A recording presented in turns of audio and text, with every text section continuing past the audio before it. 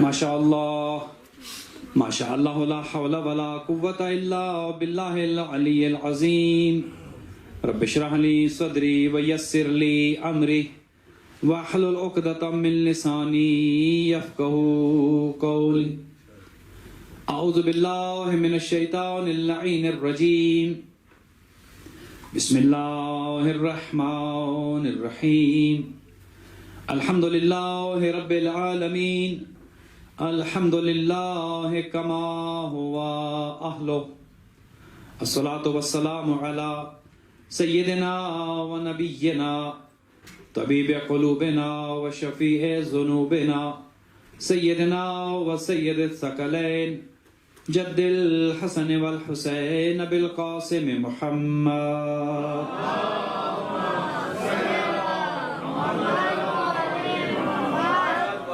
والصلاة والسلام على أهل بيته الطيبين الطاهرين المعصومين الغر الميامين المنتجبين المكرمين الذين أذهب الله عنهم الرجس وطهرهم تطهيرا.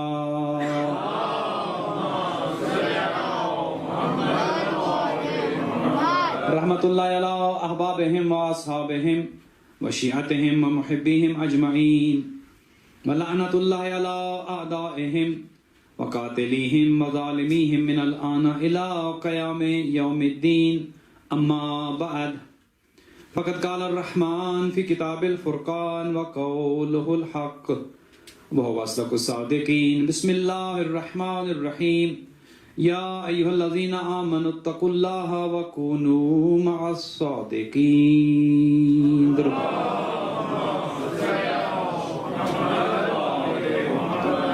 پروردگار سے دعا ہے کہ محمد و اہل بیت محمد آج کی یہ مجلس شہادت امام جعفر الصادق علیہ الصلوۃ والسلام کہ جس کا اہتمام جعفری فیملی نے کیا ہے، جناب اسد علی شاہ صاحب، ان کے برادران، ان کے خانوادے، خداوند متعال ان سب کو اجر جزیل عطا فرمائے، سب کے مال و رزق میں برکت عطا فرمائے، کہ اولادوں کو نیک اور صالح رکھے. ان کے مرحومین بالخصوص جناب سید گل حسین شاہ صاحب کے درجات کو متعالی فرمائے. شاہ صاحبان کی والدہ ماجدہ کو خدا صحت و تندرستی عطا فرمائے.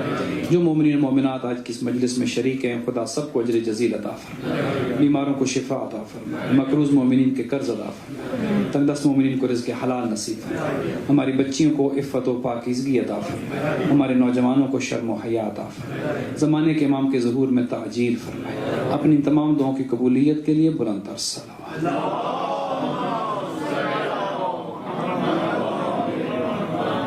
مومنین مومنات، آپ کی خدمت میں آج کی اس مجلس سے اعزاز خطاب کرنے کے لیے جو آیہ مجیدہ عنوان کے طور پر تلاوت کی ہے، ارشاد رب العزت ہے یا ایھا الذین آمنو، اے ایمان والو.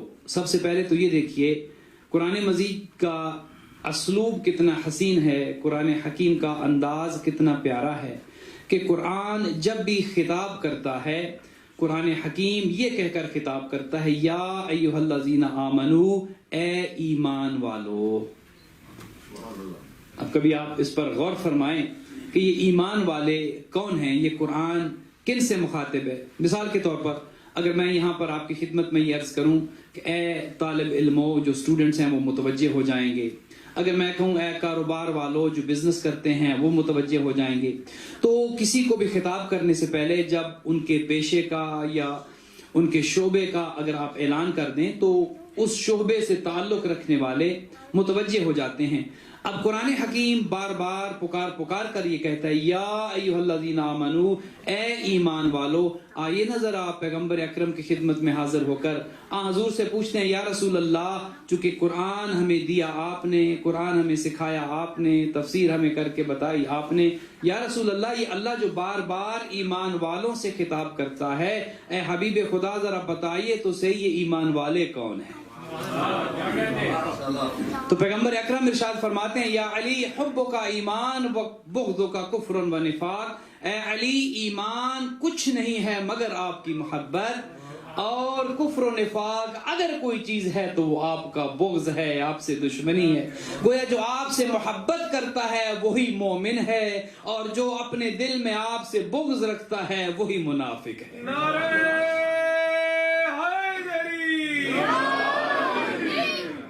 جو آپ سے محبت رکھتا ہے اس کے دل میں ایمان ہے، چونکہ مومن آپ سے بغض نہیں رکھ سکتا، کافر اور منافق آپ سے محبت نہیں کر سکتا، بلکہ مولا یہاں تک فرماتے ہیں کہ جو میرا چاہنے والا ہے اگر میں تلوار سے اس کی ناک بھی کاٹ دوں وہ پھر بھی میری محبت سے باز نہیں آئے گا، جو مومن ہے، اور اگر منافق کے ہاتھ پر میں کائنات رکھ دوں وہ پھر بھی میری محبت کو اپنے دل میں جگہ نہیں دے گا۔ تو قرآن حکیم یہ جب ارشاد فرماتا ہے یا ایھا الذین آمنوا، اے ایمان والو، تو گویا پیغمبر کی حدیث کے مطابق اس کا مطلب ہے اے علی والو۔ اب قرآن جب پڑھیں تو جھوم جایا کریں، جب یہ الفاظ آپ کے سامنے آئیں، یہ حروف آئیں یا ایھا الذین آمنوا، تو سمجھ جایا کریں یہ علی والوں سے خطاب ہو رہا ہے۔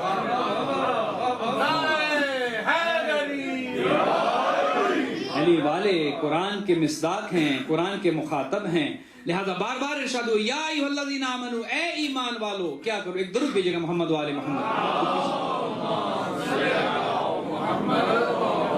یہ جو پیچھے تشریف فرمائے آگے تشریف لے آئے، چونکہ جو مومنین بعد میں آ رہے ہیں تاکہ ان کے لیے زحمت نہ ہو، بار دیگر بلند کر درود بھیجیے گا محمد۔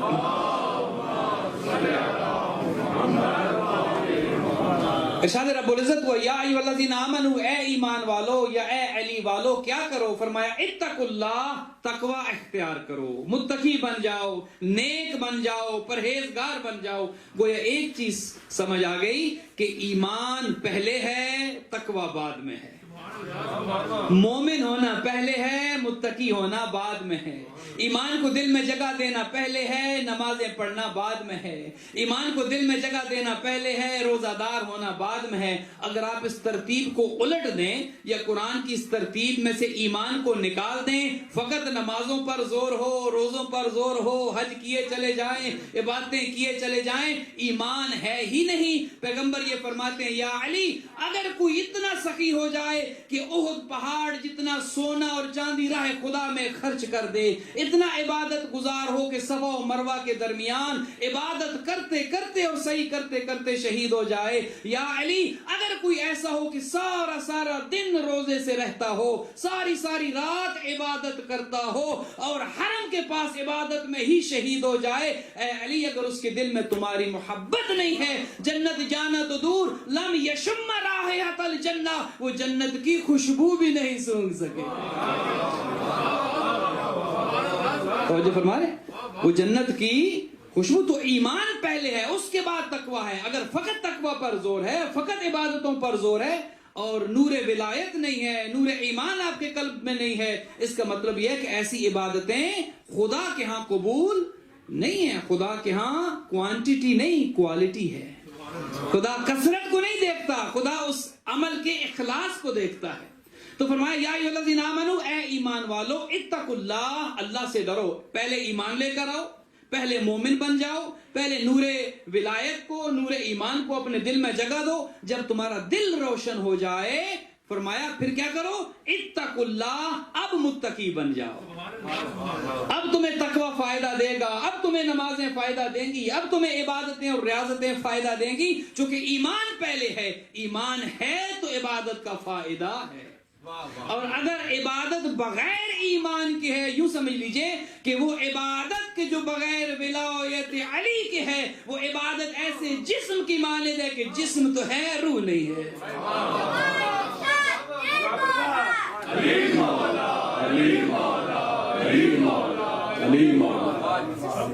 وہ عبادت ایسے جسم کی مانند ہے کہ جو کھوکھلا ہے، جو اندر سے خالی ہے، اس میں روح نہیں ہے، اور روح کیا ہے؟ نور ولایت علی حیدر کرار ہے۔ فرمایا یا ایھا الذین آمنوا، اے صاحبان ایمان، کیا کرو؟ اتقوا اللہ، اب چونکہ ایمان والے ہو اب اللہ سے ڈرو۔ اب اگر کوئی یہ سمجھے کہ قرآن حکیم نے پہلے تو کہا کہ ایمان لے کر آؤ، آمنا، ہم ایمان لے کر آئے، قرآن حکیم نے کہا کہ اتقوا اللہ، اب ایمان کے بعد صاحبان تقوی بھی ہو جاؤ، اب ہم صاحبان تقوی بھی ہو گئے، کیا اب ہم کامیاب ہو گئے؟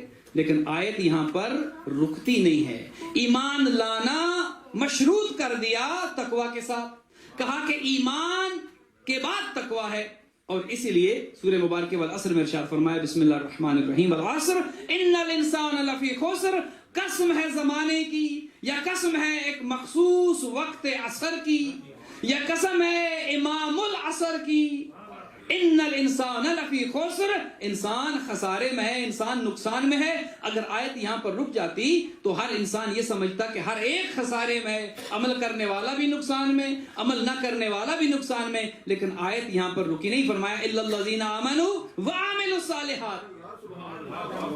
ارشاد ہوا کہ خسارے میں ہے انسان، لیکن اس خسارے سے باہر کون ہے؟ پہلی شرط یہ ہے وہ صاحبان ایمان میں سے ہوں۔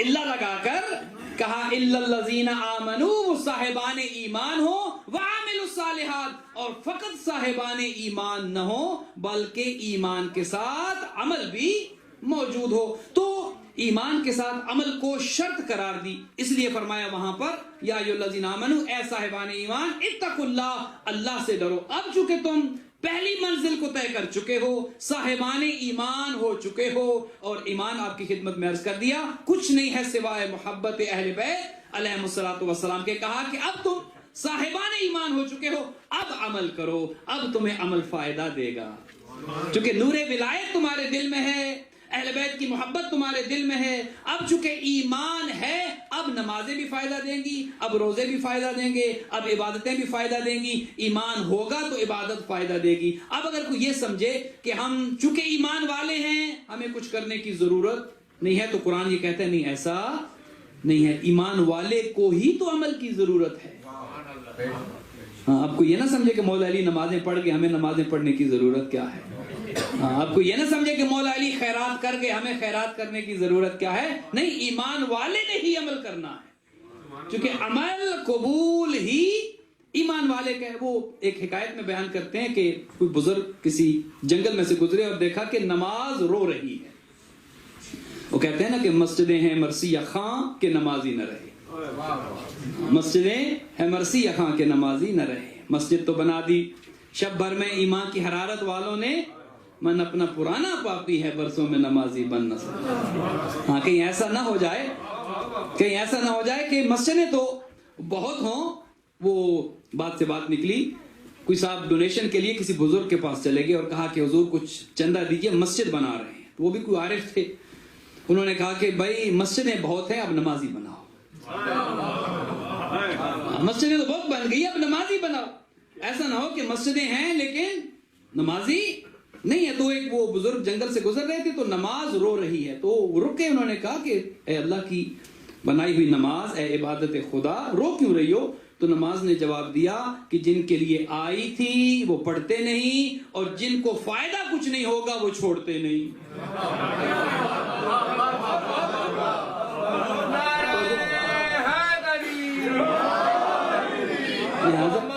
محمد بلند تر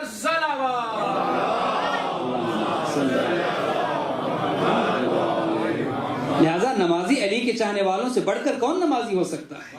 علی حیدر کرار کے شیعوں سے بڑھ کر کون قاری قرآن ہو سکتا ہے؟ کون روزہ دار ہو سکتا ہے؟ چونکہ نمازیں عبادتیں فائدہ اسے دے گی کہ جس کے دل میں نور ولایت ہوگا۔ تو کہا یا ایھا الذین آمنوا، اے صاحبان ایمان، اتقوا اللہ۔ اب چونکہ پہلی منزل کو تم طے کر چکے ہو، اب ایمان تمہارے دلوں میں آ چکا ہے، اب عمل کی جانب بڑھو، اب تقوی اختیار کرو، اب عمل کے میدان میں آ جاؤ، اتقوا اللہ۔ لیکن خبردار، ایمان کی منزل پر یہ نہ سمجھ بیٹھنا کہ بس ہمارا کام تمام ہوا، اب چونکہ ایمان ہمارے پاس ہے اب کچھ کرنے کی ضرورت نہیں ہے۔ اس کے ساتھ مشروط قرار دیا، فرمایا اتقوا اللہ، لیکن ساتھ ہی خبردار کیا کہیں ایسا نہ ہو جائے کہ ایمان لانے کے بعد پھر عمل کرنے کے بعد یہ سمجھ لو کہ اب کامیاب ہو گئے۔ ایمان نہیں، ایمان بھی ہے، ایمان کے ساتھ عمل بھی ہے۔ اب ایمان اور عمل اگر دونوں ہمارے پاس موجود ہیں ہم کامیاب ہو گئے۔ کہا نہیں، ایمان پہلی شرط ہے، فرمایا تقوی دوسری شرط ہے، لیکن بات یہاں پر رکتی نہیں۔ یا ایھا الذین آمنوا اتقوا اللہ وکونوا مع الصادقین۔ ایمان پہلی منزل، تقوی دوسری منزل۔ ایمان اور تقوی کے بعد کیا کرو؟ سچوں کے ساتھ ہو جاؤ۔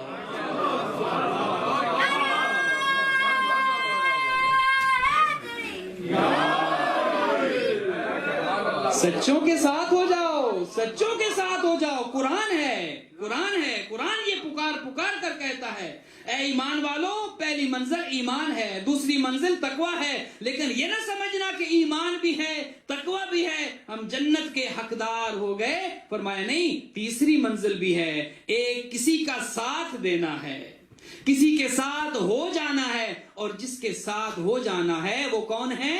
فرمایا کونوا مع الصادقین، سچوں کے ساتھ ہو جاؤ. خبردار کسی جھوٹے کے ساتھی نہ بننا. جھوٹے کے ساتھی نہ بننا. جھوٹ کیا ہے؟ جھوٹ رجس ہے، جھوٹ ناپاکی ہے، جھوٹ برائی ہے. بلکہ یہاں تک روایات میں ملتا ہے کہ اگر ساری برائیوں کو، سارے گناہوں کو ایک کمرے میں بند کر دیا جائے تو اس کی چابی یا اس کا تالا جو ہے وہ جھوٹ ہے. گویا جھوٹ سے تمام بیماریوں کا دروازہ کھل جاتا ہے. کہا کہ سچوں کے ساتھ ہونا ہے. اب قرآن حکیم نے یہ بات واضح کر دی کہ ایمان کے بعد تقوی، اور تقوی کے بعد سچوں کا ساتھ دینا ہے. اب اسلام میں جو فرقے بنے ہیں وہ یہاں پر آ کر فرقے بنے ہیں. پہلی منزل ایمان تک سب ساتھ تھے، تقوی پر کسی کو کوئی اختلاف نہیں تھا. جب قرآن نے یہ کہا وَكُونُوا مَعَ الصَّادِقِينَ، اب کامیابی کے لیے سچوں کے ساتھ ہونا ہے. یہاں پر ہر ایک نے اپنے اپنے حساب سے سچوں کو تلاش کیا. جسے جو سچا نظر آیا اس نے اس کو کہہ دیا یہ صدیق ہے، یہ سچا ہے.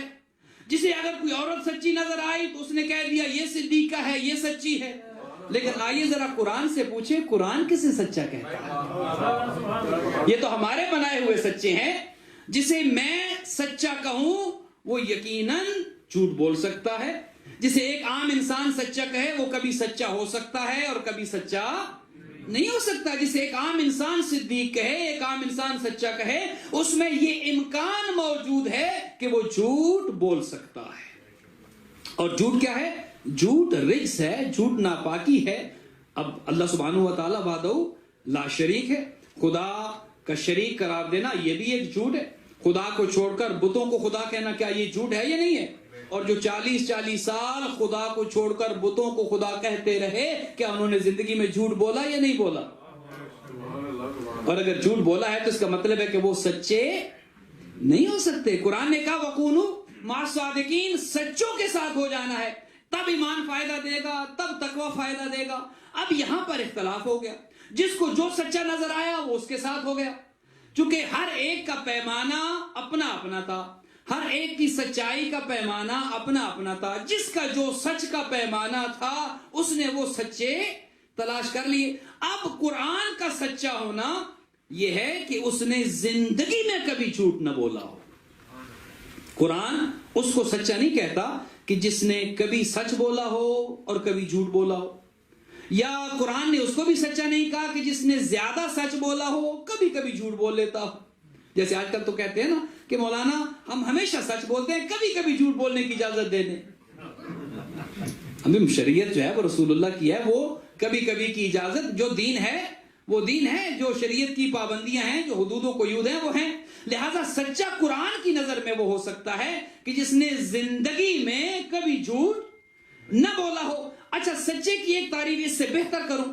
ایک تو سچ یہ ہے کہ سچا وہ ہے جو وہ بات کرے کہ جو بات ہو. اب توجہ فرمائیے گا اس بات پہ. ایک سچ یہ ہے کہ آپ وہ بات کریں کہ جو ایگزسٹ کرتی ہے، جو موجود ہے. آپ نے وہ بات کر دی، وہ آپ کی سچائی ہو گئی کہ آپ نے سچ بولا ہے. اچھا، یہ تو آپ کا اور میرا سچ ہے، یہ آپ کی اور میری سچائی ہے. آئیے نا ذرا ان سچوں کو دیکھیں. یہ تو وہ بات ہے کہ جو بات ایگزسٹ کرتی ہے، آپ نے وہ بات کر دی، آپ نے کہا کہ آپ سچے ہیں. قرآن کی نظر میں سچا کون ہے؟ یہ بات تو کوئی کمال نہیں ہوا کہ آپ نے وہ بات کر دی، وہ بات تھی اور آپ سچے ہوئے. قرآن کی نظر میں سچا وہ ہے کہ جو نہ فقط وہ بات کرے کہ جو بات ہو، بلکہ وہ نہ ہو یہ کہہ دے تو وہ ہو جائے. قرآن کا سچا کون ہے کہ جو بات نہیں ہے یہ کہہ دے کہ حسنین تمہارے کپڑے درزی کے پاس ہیں. تھے نہیں کپڑے درزی کے پاس، کیا کسی نے دیے تھے؟ کپڑے تھے نہیں درزی کے پاس. لیکن جب بچوں نے کہا، حسنین کریمین نے کہا، مادر گرامی جب سب نیا لباس پہنیں گے، ہمارا لباس کدھر ہے؟ انہوں نے کہہ دیا اے شہزادو تمہارا لباس درزی کے پاس ہے. یہ انہوں نے کہہ دیا, ادھر لباس درزی کے پاس پہنچ بھی گیا, ادھر اللہ کا بھیجا ہوا درزی دروازے پر آ بھی گیا اور کہنے لگا انا خیاط الحسنین. فرشتہ یہ فخر کر کے کہتا ہے میں حسنین کا درزی ہوں.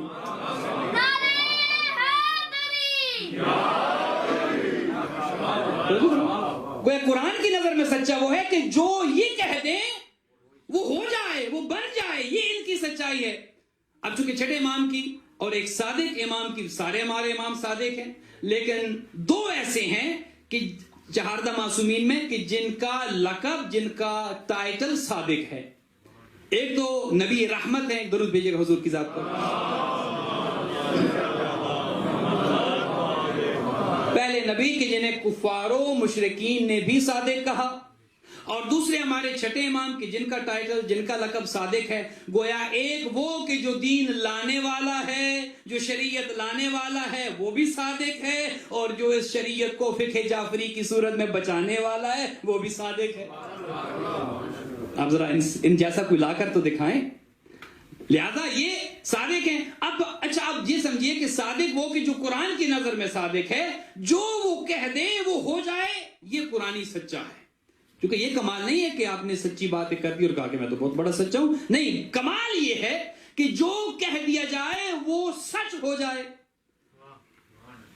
منصور کا دربار ہے, چھٹے امام کو بلایا گیا, اور بلایا توہین کی غرض سے گیا کہ امام آئیں گے اور امام کی توہین کی جائے گی. 70 جادوگر بٹھائے گئے اور ان سے یہ کہا گیا کہ جب امام آئے تو ان کی توہین کرنی ہے, تم کوئی ایسا جادو کر دینا تاکہ امام کی اہانت ہو. ہر زمانے میں کیا گیا. حضرت موسیٰ کے خلاف فرعون کے جادوگروں نے بھی جادو کیا اور حضرت موسیٰ کی توہین کرنے کی کوشش کی. ہر زمانے میں ائمہ کی توہین. دنیا یہ سمجھتی تھی کہ شاید ان کی توہین کر کے ہم ان کا مقام و مرتبہ گرا دیں گے, لیکن اللہ کی کائنات کے ذرے ذرے کا امام ہوتا ہے. ہاں, کہا گیا کہ جب یہ آئیں تو پردے نہ ہٹانا, لیکن جب امام تشریف لائے تو ہوا ایسی آئی کہ پردے خود بخود ہٹ گئے.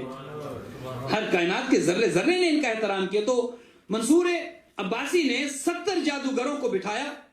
نجم الحسن کراربی نے اس روایت کو لکھا ہے. 70 جادوگروں کو بٹھایا کہ جب امام آئے, امام کو بلوایا گیا کہ جو ہی چھٹے امام اندر آئیں تم کوئی ایسا کام کرنا کہ امام کی توہین ہو جائے, امام کا ماشاءاللہ جو ہے وہ اس طرح سے تم استقبال کرنا کہ بجائے اس کے کہ احترام کیا جائے بلکہ امام کی اہانت کا پہلو اس میں نظر آئے. اب امام تو چونکہ جانتے ہیں, وہ تو جو ظاہر ہے وہ بھی جانتے ہیں, جو مخفی ہے وہ بھی جانتے ہیں, جو ہونے والا ہے وہ بھی جانتے ہیں. امام کو چونکہ پتا تھا کہ انہوں نے کرنا کیا. امام جب اس کمرے میں داخل ہوئے, اس حجرے میں داخل ہوئے جہاں پر وہ 70 جادوگر موجود تھے, انہوں نے کوشش کی کہ وہ امام کا مقام و مرتبہ گرائیں, اہانت کریں. ادھر دیوار پر قالین تھا کہ جس پر شیر کی تصویر بنی تھی.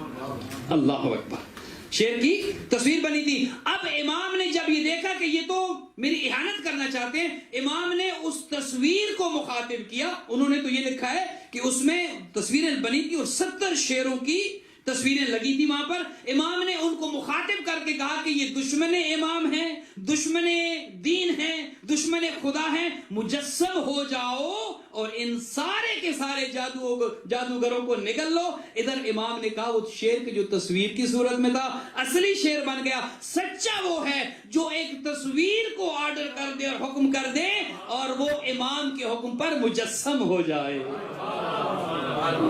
وہ ہے نہیں 70 شیر اصلی شیر بنے اور 70 کے 70 جادوگروں کو وہ نکل گئے. اب جب منصور نے یہ دیکھا تو گھبرا گیا, منصور کے تو پسینے چھوٹ گئے. کہا مولا اپنے ان شیروں سے کہو کہ میرے جادوگروں کو واپس کر دے. امام نے کہا کہ اگر موسیٰ کے اژدہا نے فرعونی سانپوں کو واپس کیا تھا تو یہ بھی کر دیں گے.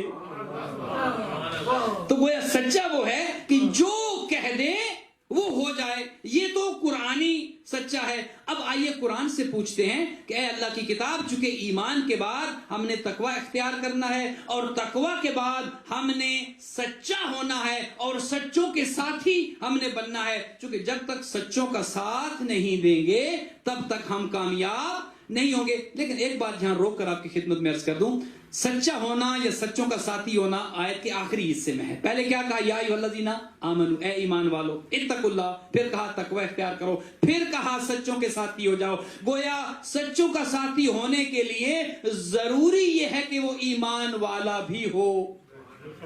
جو فرمائے سچوں کا ساتھی ہونے کے لیے ضروری یہ ہے وہ ایمان والا بھی ہو، اور ایمان والے کے لیے ضروری ہے کہ وہ سچوں کے ساتھی بھی ان کو ہونا چاہیے. جو ایمان ہی نہ رکھتا ہو وہ سچوں کا ساتھی نہیں ہو سکتا، اور جو سچوں کے ساتھ نہ ہو وہ ایمان والا نہیں ہو سکتا. جو سچوں کا ساتھی نہ ہو وہ مومن نہیں ہو سکتا. ارے بھائی جب سچوں کا ساتھی مومن نہیں ہو سکتا تو امیر المومنین کیسے ہو سکتا ہے؟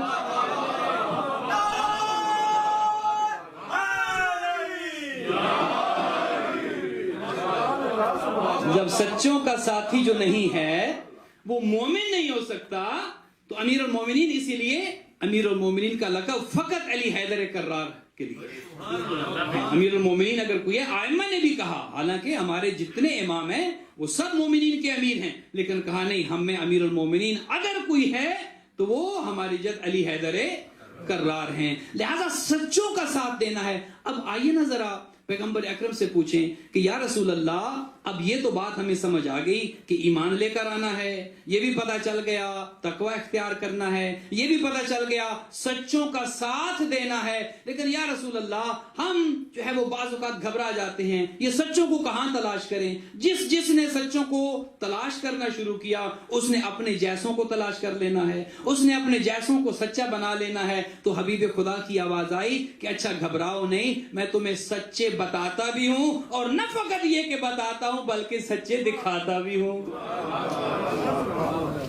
چونکہ یہ بھی پیغمبر اکرم کی زندگی میں یہ رہا ہے کہ جو بتایا ہے وہ کر کے دکھایا بھی ہے، تاکہ لوگ اعتراض نہ کریں کہ بھئی ہمیں بتایا تھا، ہم تو بہرے تھے، ہم نے تو سنا ہی نہیں. لوگ یہ بھی تو کہہ سکتے ہیں نا کہ ہمیں بتایا تو گیا تھا، بات تو کی گئی تھی، لیکن ہم تو بہرے تھے، ہم نے تو سنا ہی نہیں. اچھا، اس لیے پھر کر کے دکھایا تاکہ کوئی یہ نہ کہے کہ فقط ہمیں تو بتایا کہ ہم نے سنا نہیں، تاکہ وہ دیکھ لیں. اور یہ بھی لوگ کہہ سکتے تھے کہ ہم تو اندھے تھے، ہمیں تو کچھ نظر ہی نہیں آتا تھا، ان کے لیے پھر بتایا تاکہ کوئی ہر دو میں سے یہ اعتراض نہ کر سکے. بہرا یہ نہ کہہ سکے مجھے تو پتہ نہیں چلا حقیقت کیا تھی چونکہ میں سن نہیں سکتا تھا.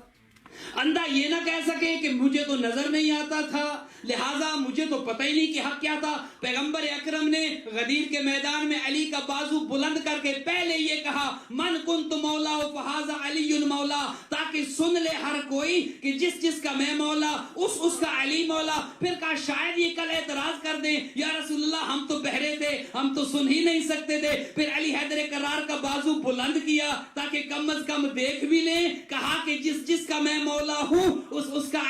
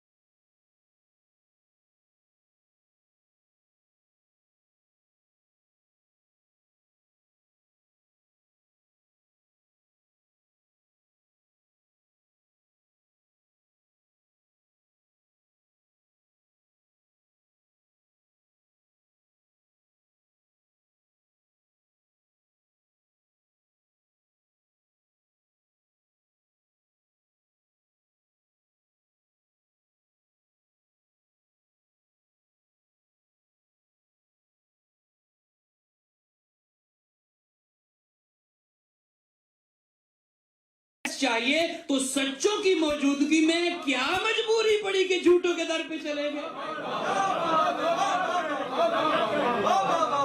کس نے آپ کو یہ مشورہ دیا کہ سچوں کے ہوتے ہوئے آپ جھوٹوں کے دروازوں پر چلے جائیں یا استاد کے ہوتے ہوئے، امام صادق کی مجلس ہے نا آج، کوئی عقل مند یہ کرتا ہے کہ استاد کی موجودگی میں شاگرد کے پاس چلا جائے اور کہے کہ تم بتاؤ؟ جب سچے قرآن نے بتائے بھی، قرآن نے دکھائے بھی اور کہا کہ اے حبیب ان کو دکھا دے، چونکہ اللہ بھی یہ جانتا تھا، پیغمبر اکرم کو بھی پتا تھا کہ کل ہر ایک نے اپنے سچے بنا لینے ہیں، ہر ایک نے سچوں کی تعریف اپنے حساب سے کرنی ہے. کہا ہے میرے پیغمبر بتا دو ان کو، فَقُلْ تَعَالَوْا نَدْعُ أَبْنَاءَنَا وَأَبْنَاءَكُمْ وَنِسَاءَنَا وَنِسَاءَكُمْ وَأَنفُسَنَا وَأَنفُسَكُمْ ثُمَّ نَبْتَهِلْ فَنَجْعَلْ لَعْنَةَ اللَّهِ عَلَى الْكَاذِبِينَ. اے حبیب ان کو بتا دو، چونکہ سچوں کو لے کر جانا ہے اور جو سچے ہوں گے اس وقت جو پیغمبر لے کر جائیں، قرآن کی نظر میں وہی سچے ہیں. مدینہ بھرا ہوا تھا، پیغمبر ہر ایک کو لے کر جا سکتے تھے، لیکن قرآن نے یہ کہا تھا اے میرے حبیب لے کر سچوں کو جانا ہے. بڑے بڑے ساری رات جاگتے رہے. ہو سکتا ہے ہمیں لے جایا جائے، چونکہ آیت کے الفاظ یہ ہیں کہ جو جمع کے ہیں، فَقُلْ تَعَالَوْا نَدْعُ أَبْنَاءَنَا، اپنے بیٹوں کو لے کر آؤ، سارے بیٹوں کو. اے پیغمبر جتنے تمہارے بیٹے ہیں تم لے جاؤ، جتنے ان کے بیٹے ہیں وہ لے آئیں. اب ابناءنا اس میں سارے بچے آ سکتے ہیں. مدینہ میں سے جو بھی بچہ بن کر پیغمبر اکرم کا جانا چاہتا وہ تیار ہو سکتے تھے، وہ جا سکتے تھے، لیکن شرط یہ تھی وہ سچا ہونا چاہیے. یہاں پر ایک بہت خوبصورت جملہ، خدا درجات متعالی کرے، علامہ اظہر حسن زیدی صاحب قبلہ کی، وہ فرمایا کرتے تھے کہ قرآن نے کہا ابناءنا، جب یہ پیغمبر کے پاس گئے کہ ہم جا سکتے ہیں تو پیغمبر نے کہا کہ تم ابناءنا.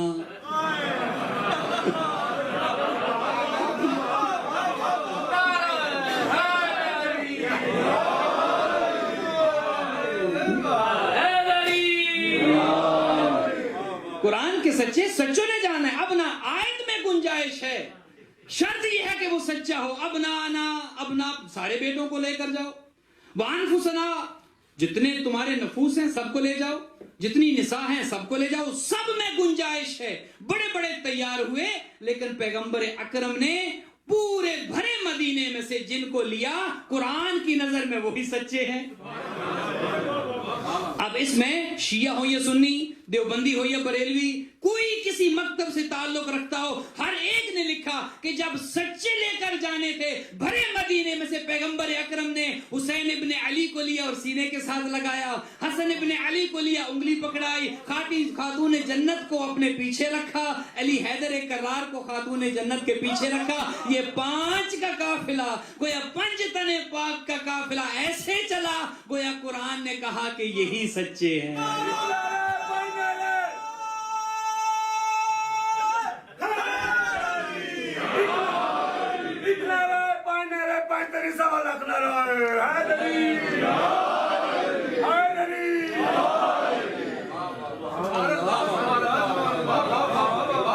سچے ہیں، چونکہ جو جانا چاہیے تھا وہی سچا ہونا چاہیے تھا. چونکہ نتیجہ کیا ہے، نتیجہ کیا دیتی ہے، ثم نبتہل فنجعل لعنت اللہ علی الکاذبین، کہ جو جھوٹا ہوگا اس پر اللہ کی لعنت ہوگی. لہٰذا بہت سے جو اپنے آپ کو خود سچا سمجھتے تھے یا لوگوں نے سچا بنایا ہوا تھا، یہ بھی تو ہو سکتا ہے نا. یہ جو بعض اوقات ہمارے گھروں میں بچوں کے نام رکھے جاتے ہیں، جو سب سے زیادہ جھوٹ بولنے والا ہو پتہ لگے نام محمد صدیق ہے، تو یہ بعض اوقات لوگوں نے یا گھر والوں نے نام دیا ہوتا ہے، لیکن حقیقت کا تعلق. اب وہ بھی جانتے تھے کہ اگر جھوٹے نکلے، اندر تو پتا تھا انہیں کہ ہم کیا ہیں اور کیا کرتے رہے ہیں، تو اللہ کی لعنت ہوگی، جھوٹوں پر اللہ کی لعنت ہوگی. بعض اوقات یہ ہمارے نوجوان بھی جو بعض اوقات جذباتی ہو جاتے ہیں اور وہ نام لے کر لعنت کرنا شروع کر دیتے ہیں. لعنت کو پتا ہے کہاں جانا ہے. ہاں، لہذا آپ اتنی تکلیف نہ کیا کریں کہ برے کو اس کے گھر تک پہنچا کے آئیں. جھوٹے پر اللہ کی لعنت ہے. لہذا پیغمبر نے لیا انہیں کہ جن سے بڑھ کر کائنات میں سچا کوئی نہیں تھا. پیغمبر نے جس طرح غدیر میں سچا بتایا بھی، سچا دکھایا بھی، اسی طرح مباہلہ کے میدان میں سچے بتائے بھی اور سچوں کو ساتھ لے کر میدان میں لے جا کر سچے دکھائے بھی۔ تو جب بھائی پیغمبر اکرم نے جب سچے دکھا دیے ہیں تو پھر کس نے آپ کو کہا کہ سچوں کی موجودگی میں دین ان سے لیں کہ جن کو اپنے دین پر یقین نہیں ہے، یا دین کسی ایسے سے لیں کہ جو کہے حضور رکیے یہ مسئلہ ابھی بیٹی سے پوچھ کے آپ کو بتاتا ہوں، یا کسی ایسے استاد کے پاس آپ چلے جائیں کہ جو کہ یہ کہے کہ میں اس سے پوچھ کر آتا ہوں کہ جو نہ ہوتا تو ہم ہلاک ہو جاتے۔ ارے بھائی جب انہیں ہلاک ہونے سے علی بچاتے ہیں تو آپ کس بات کی مولی ہیں؟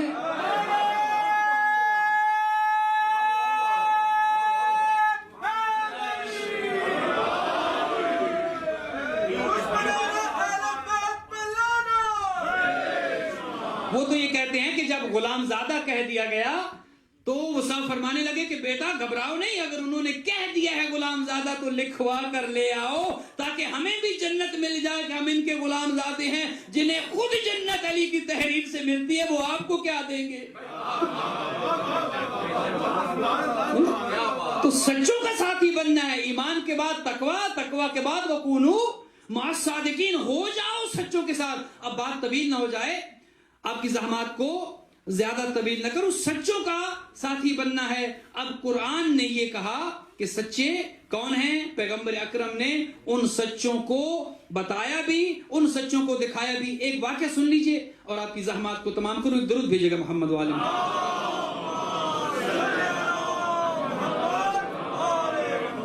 کی صحت اور سلامتی کے لیے بلند ترین صلوات۔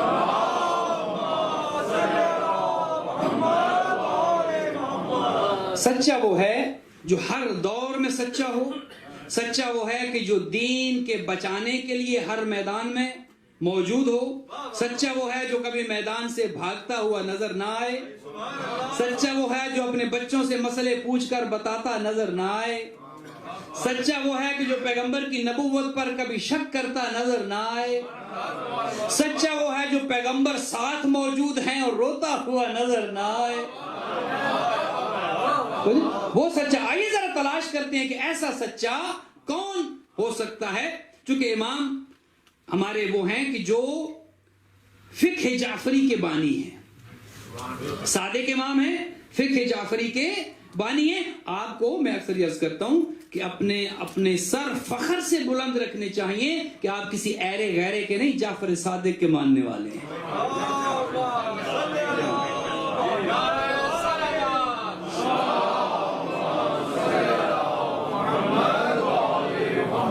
شرمندہ وہ ہو جس کا امام شرمندہ ہو۔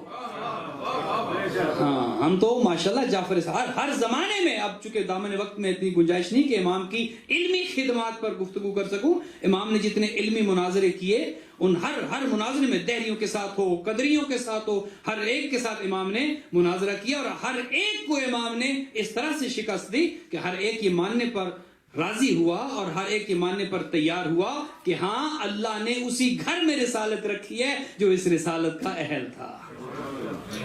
ایران کا بادشاہ خدا بندہ، یہ بہت مشہور معروف واقعہ ہے، اس نے اپنی بیوی کو طلاق دے دی۔ اسلام کا یہ وہ واحد عمل ہے، جائز عمل ہے کہ جو انتہائی ناپسندیدہ ہے۔ افسوس کا مقام بھی ہے کہ آج کل معاشرے میں طلاق کی ریشو بڑھ رہی ہے۔ کرونا میں تو ویسے ہی نکاح کم ہے اور طلاقیں زیادہ ہیں، یہ ایک المیہ ہے۔ اور اس کی ایک وجہ یہ بھی ہے، اگلے دن ایک بہت خوبصورت پیغام، شاہ جی ایک بہت خوبصورت پیغام کسی نے بھیجا کہ اس کی ایک وجہ یہ بھی ہے، یہ طلاقیں زیادہ کیوں ہیں، یہ گھروں میں لڑائیاں زیادہ کیوں ہیں، اس کی ایک وجہ یہ بھی ہے کہ مرد کیا کرتے ہیں۔ اب یہ ایک عمومی بات ہے، اس کو کوئی اپنے لیے نہ لے جائے اور نہ دیکھے کہ کسی کے لیے خاص سی بات ہو رہی ہے۔ مرد یہ کرتے ہیں کہ جب یہ عشقیہ اشعار لکھے جاتے ہیں، جب یہ آپ کو غزلیں لکھی جاتی ہیں اور عشقیہ اشعار لکھے جاتے ہیں تو ایک محبوب کو مشخص کیا جاتا ہے۔ محبوب کے لیے شاعر عشقیہ اشعار لکھتا ہے، تو انہوں نے بہت خوبصورت بات کی، انہوں نے کہا بھائی جب شعر لکھتے ہیں تو محبوبہ کے لیے، صاحب کیا کرتے ہیں محبوبہ کے لیے تو عشق یا شعر لکھ رہے ہیں اور بیوی کے لیے لطیفے بنا رہے ہیں.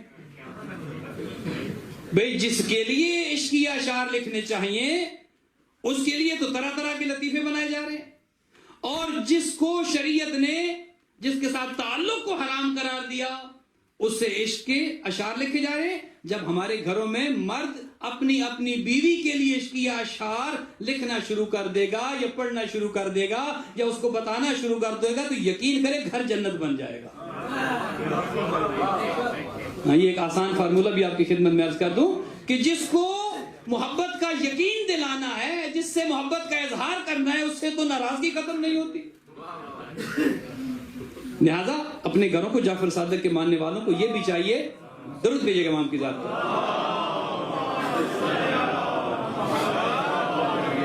خیر ایک پیغام تھا آپ کی خدمت میں عرض کر دیا. خدا بندے نے ایران کے بادشاہ نے اپنی بیوی کو طلاق دے دی. اب جب طلاق دی تو طلاق تو آپ کو پتہ ہی ہے، ظاہر پیار محبت سے تو طلاق کوئی نہیں دیتا. مولانا تو کہتے ہیں نا کہ غصے میں طلاق نہیں ہوتی. انہوں نے کہا حضور طلاق محبت سے تو کوئی نہیں دیتا کہ میں آپ کو طلاق دوں.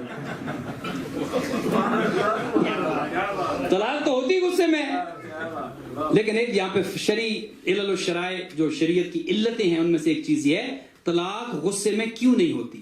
چونکہ غصے میں طلاق کون دیتا ہے؟ انسان. طلاق کا حق کس کے پاس ہے؟ انسان. اور غصے میں انسان نہیں ہوتا. چونکہ غصے میں انسان جانور بن چکا ہوتا ہے، لہذا طلاق کا حق انسان کے پاس ہے. اس وقت وہ انسان ہے ہی نہیں. جب انسان ہی نہیں ہے تو طلاق کیسی؟ خدا بندے نے، بات کو زیادہ طویل نہ کروں، خدا بندے نے ایران کے بادشاہ نے اپنی بیوی کو طلاق دے دی. اب جب طلاق دی تو کچھ دیر کے بعد احساس ہو گیا. احساس ہو جانا بھی بڑی بات ہے. احساس ہو گیا کہ غلط کیا ہے. کہا کہ اب کیا کیا جائے؟ وزیر سے مشورہ کیا. اس نے کہا کوئی مسئلہ نہیں، ابھی بلواتے ہیں، کوئی مولانا بلوا لیتے ہیں اور ان سے کہتے ہیں کہ حضور بتائیے اب اس مسئلے کا کیا حل ہے. تو انہوں نے امام ابو حنیفہ کے جو اہل سنت بھائیوں کے امام اعظم ہیں، جو سب سے بڑے امام ہیں، ان کو بلوایا. ان کے چاہنے والے کو بلوایا کہ تم امام ابو حنیفہ کے مکتب کے مولانا ہو، اب بتاؤ اس کو کیسے فکس کیا جائے. ہمارے بادشاہ نے، خدا بندے نے، ایران کے بادشاہ نے بیوی کو طلاق دے دی ہے. تو انہوں نے کہا کہ اس کا ایک ہی حل ہے، اس کے علاوہ کوئی حل نہیں، کہ حلالہ کیا جائے. شریعت میں ایک ہی حل ہے. اب بادشاہ کو جب یہ پتہ چلا، اس نے کہا نہیں، میری غیرت برداشت نہیں کرتی کہ میں اپنی بیوی کسی اور کے نکاح میں دوں، اور جس کے نکاح میں دوں پتہ نہیں پھر وہ اس کو ریلیز کرتا بھی ہے یا نہیں کرتا. اور آج کل یہ ہو رہا ہے. ایک درود بھیجیے گا محمد والے.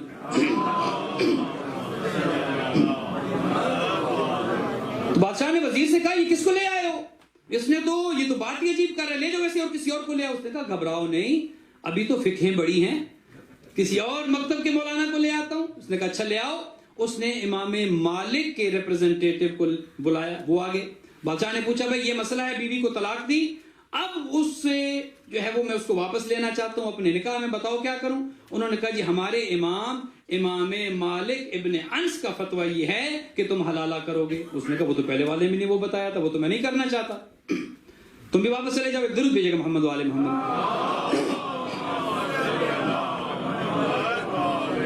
وہ بادشاہ پھر غصے ہوا اپنے وزیر پر کہ یہ تو تم نے کس کو بلایا ہے، ان کے پاس تو اور کوئی حل ہی نہیں ہے. اس نے کہا گھبراؤ نہیں، ابھی تو امام بہت ہیں، اس کسی اور کو بلا لیتے ہیں. وہ چلا گیا اور امام شافعی کے ماننے والے اس کو مولانا کو لے آیا. بادشاہ نے پوچھا، اس نے بھی وہی جواب دیا. بادشاہ کو پھر غصہ آیا. وزیر سے کہا کسی اور کو بلاؤ. اس نے جو ہمارے بھائیوں کے چوتھے امام ہیں، امام احمد بن حنبل، چونکہ ائمہ اربعہ جو ہیں چار، امام ابو حنیفہ، امام مالک ابن انس، امام شافعی اور امام احمد بن حنبل، اس کو لے آیا. اس نے بھی کہا کہ بھئی اس کا تو کوئی حل نہیں ہے، یہ تو حلالہ کرنا پڑے گا. بادشاہ نے کہا بھئی یہ تو میں نہیں کر سکتا. اب بادشاہ جو ہے وہ انتہائی مایوسی کے عالم میں بیٹھ گیا کہ یہ چاروں تو آ گئے ہیں. تو اس کے دربار میں کوئی ایک علی والا بھی تھا. جب اسے پتہ چلا کہ بادشاہ مایوس ہو گیا ہے، اور ہر زمانے میں جب مایوسی چھاتی ہے تو علی والا ہی سامنے آتا ہے.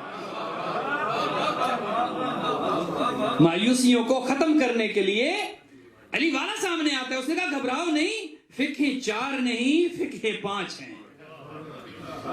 لہذا تم نے یہ چاروں کو دیکھ لیا، چاروں کو آزما لیا، لہذا اب اگر اجازت دو تو مجھے بھی آزما لو، میں بھی کسی کو لے کر آتا ہوں. اب اسے اس نے کہا کہ اچھا جب اتنوں کو دیکھ لیا ہے تو کوئی اور بھی دیکھ لیتے ہیں. یہ جو اس کے دربار میں اہل بیت کا چاہنے والا تھا, اہل بیت سے محبت رکھنے والا تھا, یہ آتا ہے اس کے در پر کہ جس کے دل میں نور ولایت کا نور موجود تھا, نور ولایت کی دولت موجود تھی, اور وہ کوئی اور نہیں علامہ حلی تھے. اللہ اکبر. دیکھیے ہمارے مراجع نے, ہمارے مجتہدین نے, ہمارے علماء نے کس طرح دین کی خدمت کی ہے. آج تو ہر کوئی جو ہے وہ علماء کے خلاف بات کرتے ہوئے نہ ڈرتا ہے نہ جھجکتا ہے, اپنا وضو ٹھیک نہیں اور اعتراض مجتہد پہ ہو رہا ہے.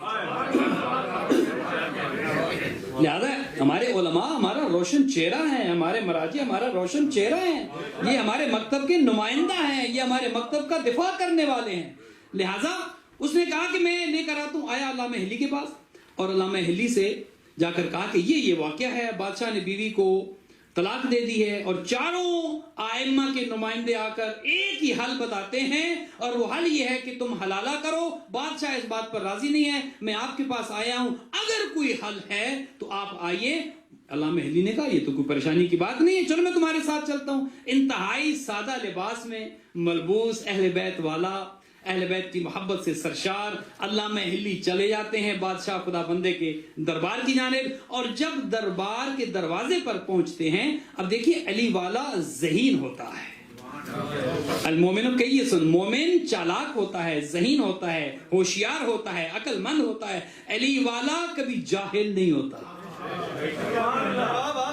ہاں, یہ علی والے کی نشانی. علامہ علی جب دروازے پر پہنچے تو چونکہ مولا نے وہ وزڈم, وہ عقل عطا کی تھی, علامہ حلی نے اپنا پرانا جوتوں کا جوڑا اٹھایا اور اپنی بغل میں لے لیا. بادشاہ کے دربار میں جب داخل ہو رہے تھے, اپنے جوتے اپنے بغل میں لیے اور اپنے ان سادہ لباس میں, سادہ کپڑوں میں اندر جا رہے ہیں. جب گئے تو انہوں نے دیکھا یہ کون, وہ چونکہ جو پہلے گئے تھے وہ بڑے ٹھاٹ باٹ کے ساتھ, وہ تو مفتیان اعظم اور وہ پتہ نہیں کیا کیا ان کے القابات اور ان کا لباس اور ان کی وہ ٹھاٹ باٹ اور ان کی وہ شان و شوکت.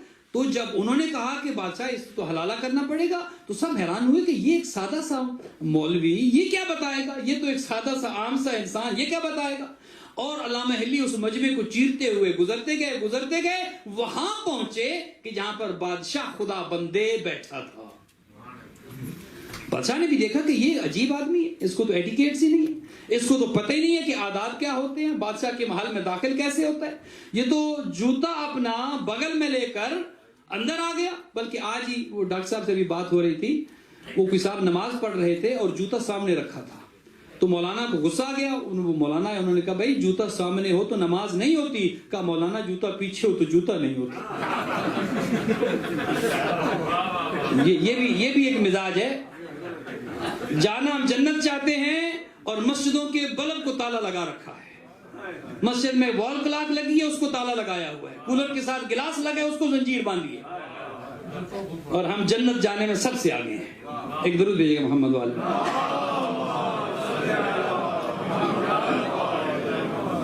اب وہ چاروں نمائندے پہلے سے موجود تھے. جب انہوں نے دیکھا کہ یہ تو عجیب آدمی ہے علامہ حلی, کہ اس کو تو آداب ہی نہیں ہے کہ دربار میں کیسے جانا ہے, تو بادشاہ سے انہوں نے کہا کہ دیکھیں بادشاہ سلامت, جب ہم چاروں نے یہ کہہ دیا ہے کہ سوائے حلالے کے اس کا کوئی اور حل نہیں ہے, تو آپ حلالہ کر لیں. اب پتہ نہیں انہوں نے کیوں کہا کہ آپ حلالہ کر لیں. یہ اس کو بلوانے کی ضرورت کیا تھی, اسے کیوں بلوا لیا. اور یہ دیکھو جس کو آپ نے بلوایا ہے, اس کو تو اتنے آداب کا بھی نہیں پتا کہ دربار میں جانا کیسے ہے. دیکھیے یہ تو اپنا جوتا بغل میں لے کر پہنچ گیا. بادشاہ نے کہا اچھا دیکھتے ہیں, پہلے سنو تو صحیح, اس سے تو پوچھو کہ اس نے ایسا کیوں کیا. بادشاہ نے کہا شیعوں کے مولانا, فقہ جعفری کے مولانا بتاؤ, یہ تمہیں آداب کا نہیں پتا, دربار میں کیسے آتے ہیں تمہیں نہیں پتا, جوتا لے کر آ گئے. کہا حضور جوتا اس لیے لے کر آ گیا چونکہ مجھے ڈر یہ تھا کہ میرا جوتا وہاں سے چوری ہو جانا تھا. بادشاہ کو جلال آ گیا. اس نے کہا کس میں جرت ہے, کس میں ہمت ہے, میرے دربار سے جوتا چوری ہو جائے. اس نے کہا حضور آپ کا مقام بڑا ہے یا رحمت للعالمین نبی کا مقام بڑا ہے. اس نے کہا وہ تو نبی ہے. کہا حضور نبی کی مسجد سے جوتے چوری ہو جاتے تھے, آپ کے دربار کی کیا حیثیت ہے. نبی کی مسجد سے, اب وہ بات طلاق کی تھی لیکن مسئلہ اور چھڑ گیا. بادشاہ نے کہا اچھا پہلے یہ بتاؤ یہ نبی کی مسجد سے جوتے کون چوری کرتا تھا. طلاق کا تو پوچھ لیتے ہیں, پہلے یہ بتاؤ اس نے کہا بھائی وہ ابو حنیفہ چوری کرتے تھے. علامہ ہلی نے کیا کہا کہ وہ جوتے امام ابو حنیفہ چوری کرتے ہیں. وہ جو ابو حنیفہ کے ماننے والے تھے وہ مولانا وہ کھڑے انہوں نے کہا بادشاہ سلامت ہم تو پہلے کہتے تھے کسی غلط بندے کو بلوا لیا. بھائی کیوں؟ اس نے کہا بھائی ابو حنیفہ تو حضور کے دور میں پیدا ہی نہیں ہوئے تھے. حضور کا وصال ہوا ہے 11 ہجری میں اور امام ابو حنیفہ کی ولادت ہوتی ہے 83 ہجری میں. حضور دنیا سے چلے گئے 11 ہجری میں اور یہ تقریباً 70-71 سال بعد دنیا میں آئے ہیں. جو پیدا نہیں ہوئے تھے وہ جوتے کیسے چوری کرتے تھے؟ تو علامہ علی نے کہا اچھا بھائی بندہ وہ غلطی ہو جاتی ہے. وہ امام ابو حنیفہ نہیں تھے، امام مالک تھے. وہ کھڑے ہو گئے انہوں نے کہا حضور یہ تو جھوٹ پہ جھوٹ بول رہے ہیں. ابو حنیفہ اگر نہیں تھے تو امام مالک بھی نہیں تھے. بادشاہ نے کہا وہ کیوں نہیں تھے؟ کہا کہ ابو حنیفہ 83 ہجری میں پیدا ہوتے ہیں اور امام مالک دنیا میں 90 یا 93 ہجری میں آتے ہیں. وہ تو ان کے بھی بعد آئے. حضور دنیا سے چلے گئے 11 ہجری میں اور امام مالک کی ولادت ہوتی ہے 90 یا 93 ہجری میں. تو تقریباً 80 یا 83 سال بعد پیدا ہونے والا وہ مسجد سے جوتے کیسے چوری کرتا تھا؟ تو علامہ علی نے کہا بھائی بندہ ہوں غلطی کر دی ہے. وہ نہیں، ابو حنیفہ بھی نہیں تھے، امام مالک بھی نہیں تھے، وہ امام شافعی تھے. اب وہ کھڑا ہو گیا اس نے کہا حضور آپ نے غلط بندہ بلوا لیا ہے. وہ امام شافعی بھی نہیں تھے. ابو حنیفہ 83 ہجری میں پیدا ہوئے، امام مالک 90 یا 93 ہجری میں پیدا ہوئے اور امام شافعی تو 150 ہجری میں پیدا ہوئے. 150 سال بعد جو دنیا میں آیا ہے وہ 150 سال پہلے جوتے کیسے چوری کرتا تھا؟ اب ایک امام بچ گئے تھے. تو علامہ حلی نے کہا بھی اب جان بچانی ہے چونکہ بادشاہ ظاہر ہے بادشاہ ہوتے ہیں. تو علامہ حلی نے کہا بھائی مجھے معاف کر دیں، اب میں نے تینوں نام صحیح نہیں لیے. وہ امام احمد بن حنبل چوری کرتے تھے. اب وہ کھڑا ہو گیا اس نے کہا بادشاہ سلامت یہ بہتان تراشی ہے، الزام تراشی ہے. امام احمد بن حنبل تو 164 ہجری میں دنیا میں آئے، وہ تو سب سے آخر میں آئے، وہ تو پیدا ہی سب سے آخر میں ہوئے.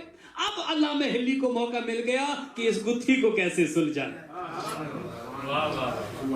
جب بات یہاں تک پہنچی تو علامہ حلی کھڑے ہو گئے. انہوں نے کہا حضور وہ کہتے ہیں کہ ہمارے امام نے چوری نہیں کی، وہ پیدا ہوئے تھے 83 ہجری میں. وہ مالک والے کہتے ہیں کہ وہ آئے تھے 93 ہجری میں. یہ شافعی والے کہتے ہیں وہ آئے تھے 150 ہجری میں. اور امام احمد بن حنبل کا ماننے والا کہتا ہے وہ کہتے ہیں کہ 164 ہجری میں تو وہ پیدا ہوئے. اے بادشاہ خدا بندے تم مسئلے ان سے پوچھ رہے ہو جو رسول کے زمانے میں تھے ہی نہیں اور 150 سال بعد میں پیدا ہوئے. اس سے کیوں نہیں پوچھتے ہو جس کا امام ہر وقت پیغمبر اکرم کے ساتھ ہوتا تھا؟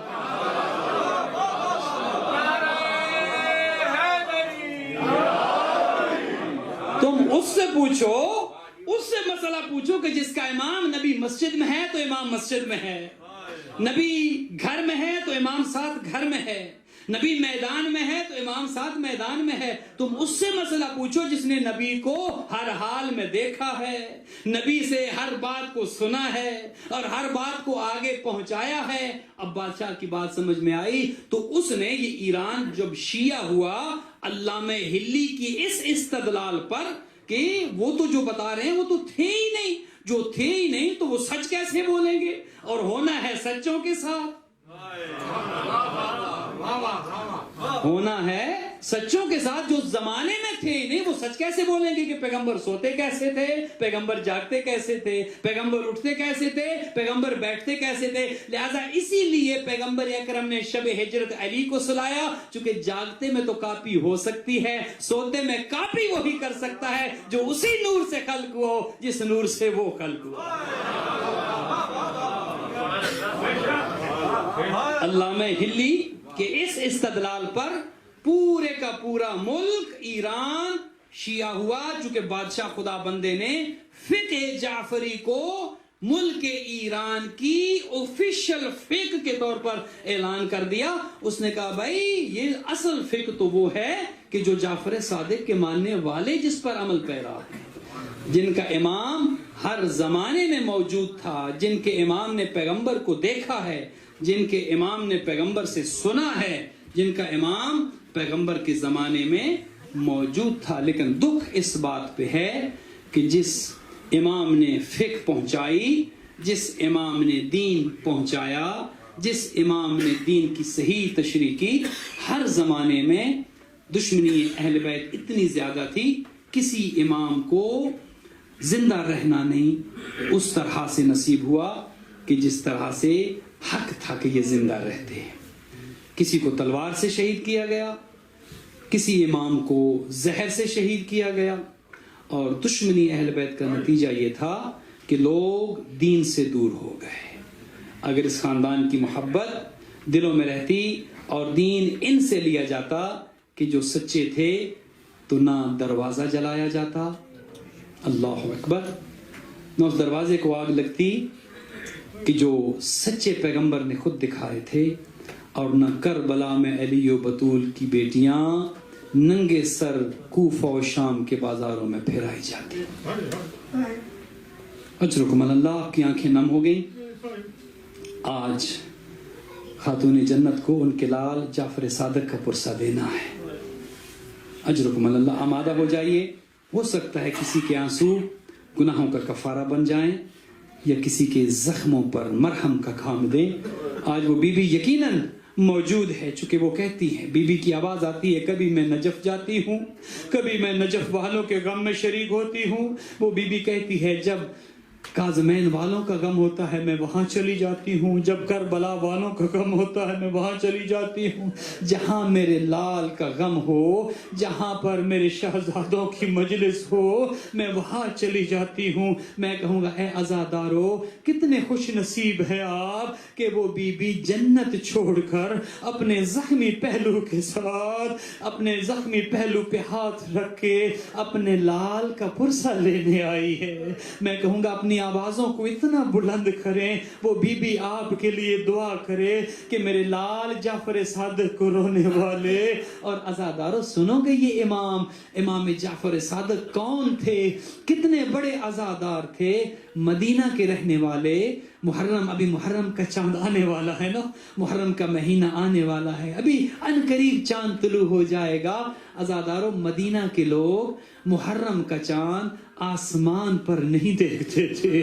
روایت یہ کہتی ہے، جعفر صادق کی گلی میں آ جاتے تھے، گھر سے اتنے گریے کی آواز آتی، گھر سے میرا امام اتنا بےتاب ہوتا، مدینے والوں کو پتہ چل جاتا، ہاں محرم کا چاند طلوع ہو گیا ہے، ہاں محرم کا چاند طلوع ہو گیا ہے، ہاں علی و بطول کی بیٹیاں کربلا پہنچ گئی ہے۔ میں کہوں گا، آپ کو بی بی اجر عطا کرے، اجرکم اللہ۔ یہ وہ حسین مظلوم کا عزادار امام، عزادار بیٹا۔ عزادارو، امام نے ایک وصیت کی تھی، اور وہ وصیت یہ تھی، اپنے لال امام موسیٰ کاظم کو کہا تھا کہ میرے بعد 10 سال تک میری عزاداری کرنا، 10 سال تک میرا غم منانا۔ او نوحہ پڑھنے والوں، امام نے وصیت میں یہ کہا تھا، میرے غم میں نوحے پڑھوانا، میرے غم میں اشعار پڑھوانا۔ اتنے بڑے عزادار امام۔ اور میں نے تو تاریخ میں یہ دیکھا ہے، جب بھی کسی امام کا وقت آخر آیا، ہر امام نے کربلا کو یاد کیا، ہر امام نے حسین کی غربت کو یاد کیا۔ آئیے نا آج جعفر صادق کا غم منانے والوں، ابھی شبیہ تابوت برآمد ہوگی، شبیہ تابوت کو کاندھا دینے والوں، میں کہوں گا، کیا قسمت تھی، کیا قسمت تھی زہرا کے ان شہزادوں کی۔ جعفر صادق، وہ کہ جو فقہ کے بانی ہیں، وہ جعفر صادق کی جس نے دشمنوں کی بھی مدد کی، وہ پیغمبر اکرم کی صاحبزادی جو پیغمبر کے قلب کا نور تھا۔ جعفر صادق کی قبر ہے تو چراغ نہیں جلتا، ادھر دختر پیغمبر کی قبر ہے تو سایہ نہیں ہوتا۔ وار قسمت اہل بیت۔ عزادارو، اجرکم اللہ، اجرکم اللہ۔ دنیا کے کسی غم میں نہ روئے، وہ جعفر صادق کا ماتم کرنے والوں۔ عزادارو، روایت یہ کہتی ہے، جب بھی کسی امام کو زہر دیا جاتا، امام زمین پر لیٹ جاتے، تڑپنا شروع ہو جاتے۔ عزادارو، چونکہ جو زہر منتخب کیا کیا جاتا ہمارے اماموں کے لیے. روایت یہ کہتی ہے اگر اس زہر کا ایک قطرہ دریا میں ڈال دیا جاتا مچھلیاں زندہ نہ رہ سکتی تھی. عزادارو اس ملعون نے, اس منصور نے امام کو زہر دیا. عزادارو زہر کا اثر یہ تھا میرا امام اب مسند پہ نہ بیٹھ سکتا تھا. عزادارو ہمارا چھٹا امام گویا زمین پر اس انداز سے لیٹے کہ کروٹ پہ کروٹ بدلتے ہیں. عزادارو جگر کے ٹکڑے گویا کٹ کٹ کے باہر آتے ہیں. لیکن ایک امام, میرے امام کا بیٹا امام موسیٰ کاظم آ گئے, اپنے بابا کا سار اپنے زانو میں رکھا. میں کہوں گا اے میرے چھٹے امام, آپ کی غربت تو بہت ہے, مولا آپ کو زہر الہل دیا گیا, لیکن آپ کا بیٹا میرا 7واں امام آ گیا, مولا آپ کا سر اپنے زانو میں رکھا. لا یومک یومک یا ابا عبداللہ, اے مولا ذرا کربلا آئیے, حسین غریب کی گردن پر کند خنجر چلتا رہا, بیٹا دیکھتا رہا, بیٹی تڑپتی رہی, بہن منتیں کرتی رہی اور کہتی رہی اما فیکم مسلم, ارے تم میں کوئی مسلمان نہیں ہے, ارے کوئی تو روکو, ارے کوئی تم اس کا ہاتھ پکڑو, یہ زہرا زادہ شہید ہوتا ہے, یہ لخت جگر رسول شہید ہوتا ہے. عزادارو اجرکم اللہ, امام جعفر صادق کو زہر ملا. عزادارو اجرکم اللہ, طویل مصاحب نہیں پڑھوں گا. روایت یہ کہتی ہے امام کو امام غسل دیتا ہے, امام کا جنازہ امام پڑھاتا ہے, امام کو امام دفن کرتا ہے. میں کہوں گا مدینے میں امام صادق کو بہترین انداز سے غسل دیا گیا, کفن پہنایا گیا, ہاں جنازہ اٹھا, بیٹا ساتھ تھا, جنت البقیع میں اپنے ہاتھوں سے دفن کیا. میں کہوں گا اے میرے چھٹے امام, آپ کی قسمت کتنی اچھی تھی, بیٹے نے سارے کام کیے. ہائے رے مظلوم حسین, بیٹا تو تھا, عزادارو بیٹا تھا, لیکن 11 محرم کو بابا کا لاشا کربلا میں اس طرح چھوڑ کے گزرا. ہاتھ تھے تو ہتھکڑیاں, پاؤں میں بیڑیاں, کمر میں لنگر, ایک جملہ کہا جاتے ہوئے کہا السلام علیکم یا ابا عبداللہ, بابا مجھے معاف کر دینا, سید سجاد کو معاف کر دینا. بابا تجھے سجاد قبر نہ دے سکا, تجھے سجاد دفن نہ کر سکا. اے حسین مظلوم, عزادارو 3 دن تک وہ غریب زہرا کربلا کی ریت پر وہ جسم پڑا رہا. اور جب سید سجاد آئے اور اپنے بابا کو قبر میں اتارا, خدا آپ کو زیارت پر لے جائے, خدا آپ کو وہ مقام دکھائے, اپنے بابا کو قبر میں دفن کیا, ایک کتبہ لگایا اور انگشت شہادت سے لکھا ھذا قبر الحسین الذی قتلوہ عطشانا, یہ اس غریب کی قبر ہے جسے پیاسا مارا گیا, جسے پیاسا شہید کیا گیا.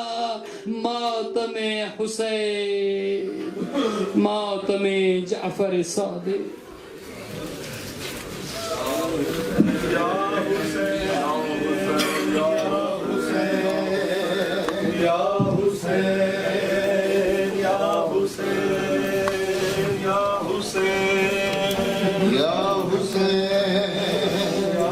حسین یا حسین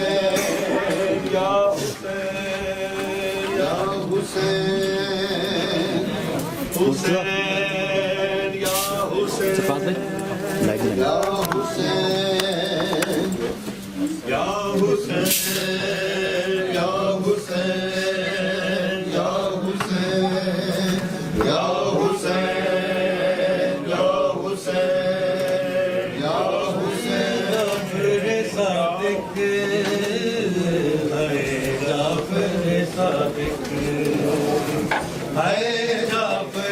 صادق اے جعفر صادق اے جعفر صادق اے جعفر صادق اے جعفر صادق اے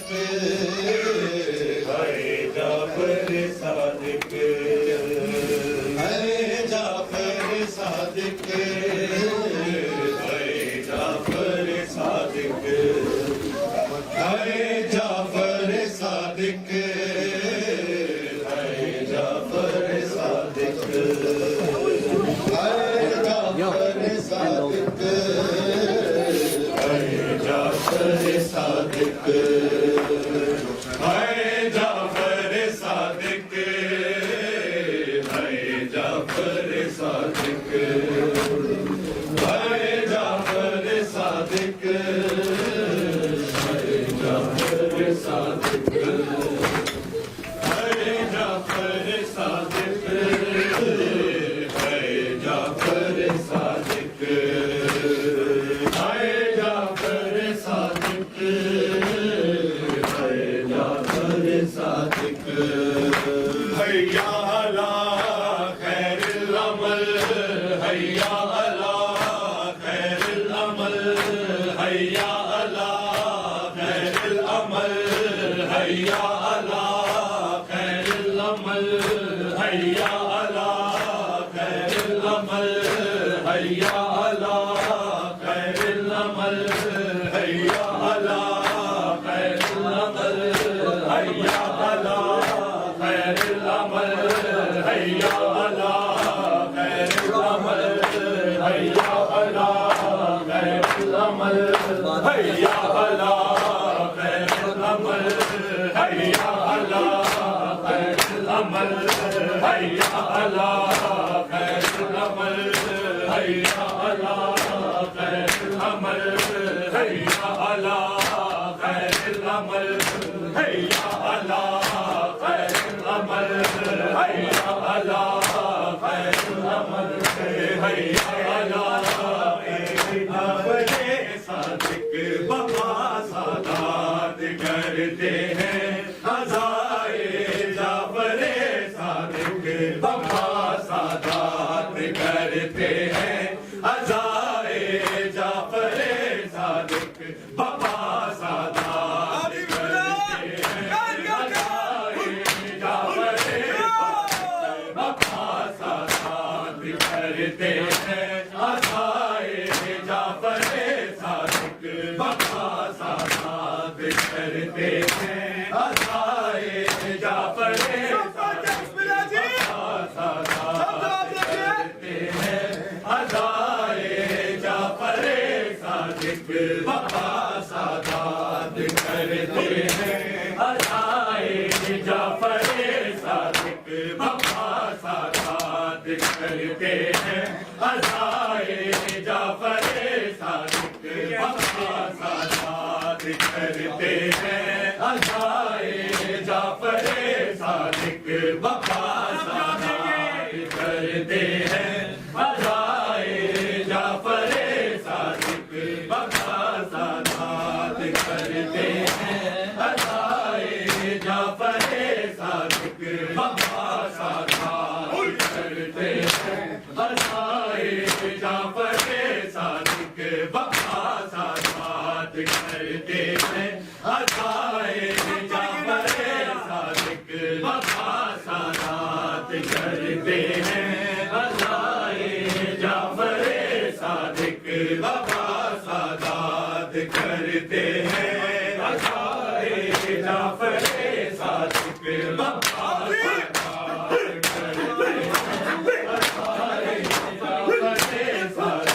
عزاداروں میں شامل ہے عزاداروں میں شامل ہے خدائے جعفر صادق وفا سادات کرتے ہیں عزائے جعفر صادق وفا سادات کرتے ہیں عزائے جعفر صادق وفا سادات کرتے ہیں جعفر صادق وفا